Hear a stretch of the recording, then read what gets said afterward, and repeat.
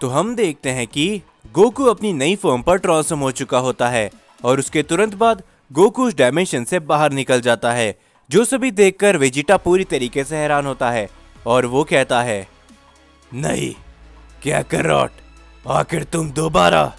लगता है कि मुझे इसे वापस ढूंढना होगा। ये कहने के बाद वेजिटा भी गोकू को ढूंढने के लिए निकल जाता है। दूसरी ओर हम सभी गोकू को देखते हैं। हम देखते हैं कि गोकू वापस उसी जगह पर आ चुका होता है जहां पर गोकू और डारिया की लड़ाई चल रही होती है और तभी गोकू कहता है, क्या? आखिर वो लोग कहां पर गए? यहाँ पर उनमें से कोई भी नहीं है। हे कागुया, क्या तुम्हें उनमें से किसी की भी एनर्जी सेंस हो रही है? जो सुनकर कागुया कहता है, रुको गोकू, जरा मुझे देखने दो। हम देखते कि कागुया ज़ाइकोर की एनर्जी को सेंस करने की कोशिश करता है, लेकिन उसे ज़ाइकोर की एनर्जी महसूस नहीं होती और तभी कागुया कहता है, पता नहीं क्यों गोकू, लेकिन इस समय पर मुझे ज़ाइकोर की एनर्जी महसूस नहीं हो रही है। कहीं इसका मतलब ये तो नहीं कि ज़ाइकोर? जो सुनकर गोकू कहता है, क्या? लेकिन आखिर ऐसा किसने किया होगा? ज़ाइकोर को आखिर भला किसने खत्म किया होगा? क्या सच में गोहान क्या इतना शक्तिशाली बन चुका है? लेकिन तुम वो सब छोड़ो, तुम मुझे डारिया के बारे में बताओ कि आखिर डारिया इस समय पर कहां पर है। हम देखते कि कागुया डारिया की शक्ति को महसूस करने की कोशिश करता है, लेकिन वो ऐसा नहीं कर पाता और गोकू से कहता है, न जाने क्यों गोकू, लेकिन मैं डारिया की एनर्जी को भी महसूस नहीं कर पा रहा हूँ। ज़रा तुम कोशिश करके देखो, क्योंकि मैं तुम्हें अपनी शक्तियाँ दे चुका हूँ और तुम मेरी शक्तियों को मास्टर भी कर सके हो।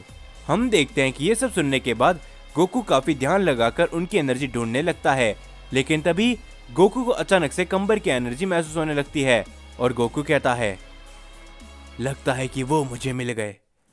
लेकिन एक मिनट, न जाने क्यों कंबर की शक्तियों के साथ में मुझे ऐसा लग रहा है कि वहां पर कुछ और लोग भी मौजूद हैं, लेकिन भला वो कौन हो सकते हैं? जो सुनकर कागुया कहता है, हो सकता है गोकू कि वो लोग डारिया के साथ ही हो। क्या तुम वहां पर अकेला जाना सही समझते हो? क्योंकि हो सकता है कि अगर तुम अकेले वहां पर गए तो डारिया और उसके बाकी के साथी तुम्हें वहां पर मिल जाए, तो फिर तुम्हारे ऊपर एक खतरा आ सकता है। जो सब सुनकर गोकू कहता है, मैं किसी भी खतरे से नहीं डरता, समझे? और वैसे भी मैंने अपनी इसी ताकत में डारिया को पहले टक्कर दी थी और अब मैं कुछ समय की ट्रेनिंग के बाद इस फॉर्म को मास्टर कर चुका हूँ और इस बार मैं डारिया और उन सभी को रोक के रहूंगा। ये कहने के बाद गोकू डारिया और कंबर की तरफ आगे बढ़ने लगता है, जिसके बाद हम सभी को वेजिटा का सीन दिखाया जाता है, जो कि लगातार आगे बढ़ता जा रहा होता है। वो गोकू को ढूंढने की काफी कोशिश करता है, लेकिन तभी हम देखते कि वेजिटा को ब्रोली और गोहान नजर आते हैं और तभी वो उनके पास चले जाता है।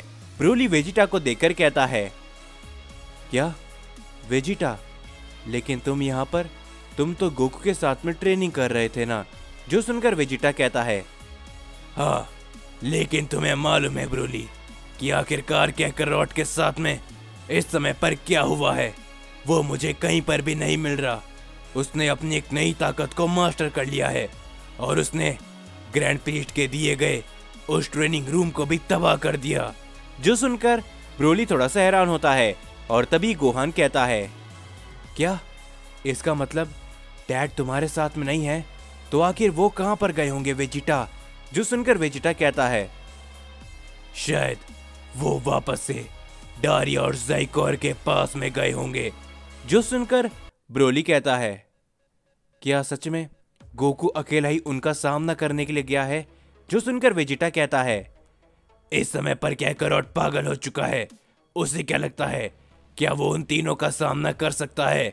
जो सुनकर तभी गोहान कहता है, वेजिटा, 3 नहीं, अब सिर्फ उनमें से 2 ही बाकी हैं। जो सुनकर वेजिटा पूरी तरीके से हैरान होता है और वो कहता है, क्या क्या कहा तुमने? 2? लेकिन कैसे? क्या वो सैयन जो अपने आप को एक सैयन प्रिंस कह रहा था, क्या वो?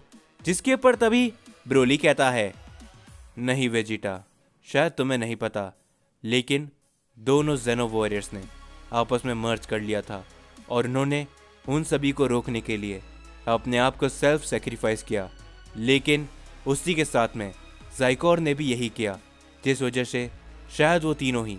जिसके ऊपर तभी वेजिटा कहता है, ओह अच्छा, अब मुझे समझ में आया। तो इसीलिए तब से मुझे उन दोनों ही ज़ेनो वॉरियर्स की महसूस नहीं हो रही थी। लेकिन कोई बात नहीं, अब हमें जल्दी करनी चाहिए। हमें जितना जल्दी हो सके उतनी जल्दी कैकरॉट को ढूंढना होगा, क्योंकि इसकी वो नई ताकत सच में काफ़ी अलग नज़र आ रही थी।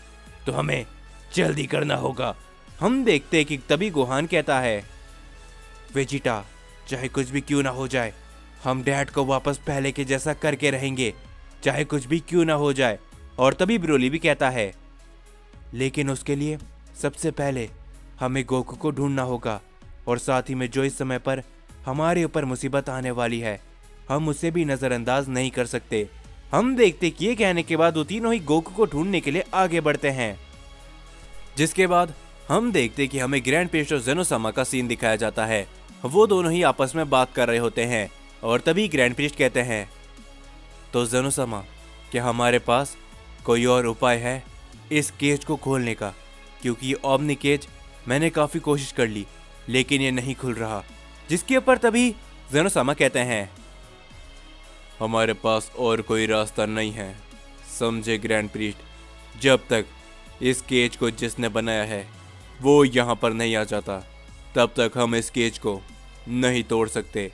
लगता है कि हमें उसका इंतज़ार करना होगा, या फिर उन ओमनी किंग का, जो कि मुझे इस ओमनी केज में बंद करना चाहते थे। जो सुनकर ग्रैंड प्रीस्ट कहते हैं, लेकिन आखिर अगर वो यहाँ पर आ भी जाते हैं तो क्या वो आपको ख़त्म नहीं कर देंगे? क्या वो आपको सच में इस केज से बाहर निकालेंगे? ऐसा आपको लगता है ज़ेनोसामा? जो सुनकर ज़ेनोसामा कहते हैं, तुम्हें क्या लगता है ग्रैंड प्रीस्ट कि इस केज के अंदर कोई भी मुझे मार सकता है? नहीं, सबसे बड़ी बात तो ये है कि जब तक मैं इस केज के अंदर हूँ, मैं यानी कि ओमनी किंग ज़ेनोसामा सुरक्षित है।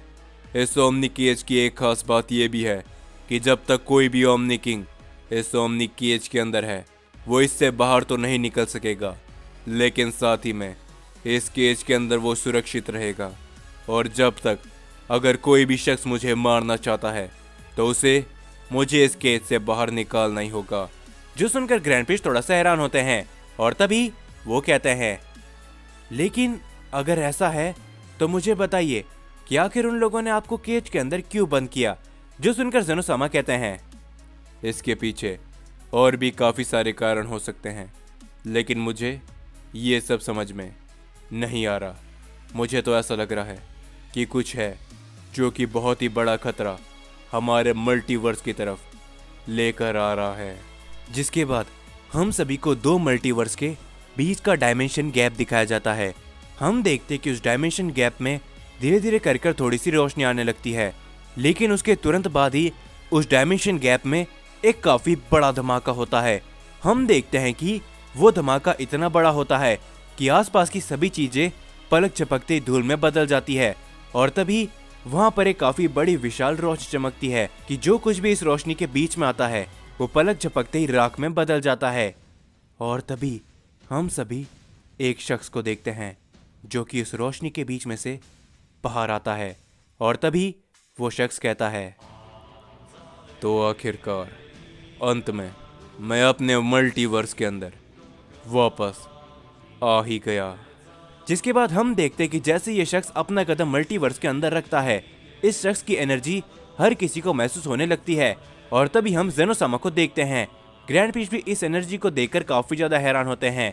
हम देखते ज़ेनोसामा को पूरी तरीके से हैरान देखते हुए ग्रैंड प्रीस्ट कहते हैं, ज़ेनोसामा, आखिर आप अचानक से इतने ज़्यादा क्यों चौंक गए?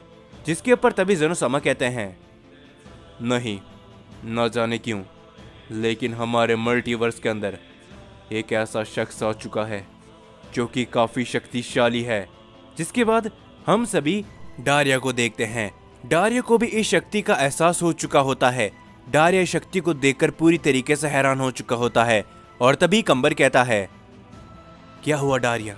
अचानक से तुम्हारे चेहरे में पसीना कैसे आने लग गया? तुम्हारे चेहरे का रंग बिल्कुल उड़ चुका है। जो सुनकर डारिया कहता है, नहीं, ऐसा नहीं हो सकता। वो इस मल्टीवर्स के अंदर आ चुके हैं। आखिर क्यों?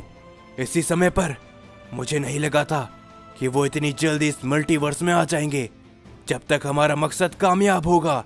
जिसके बाद हम देखते ये सब देखकर कम्बर भी हैरान होता है और डारिया पूरी तरीके से हैरान ही होता है।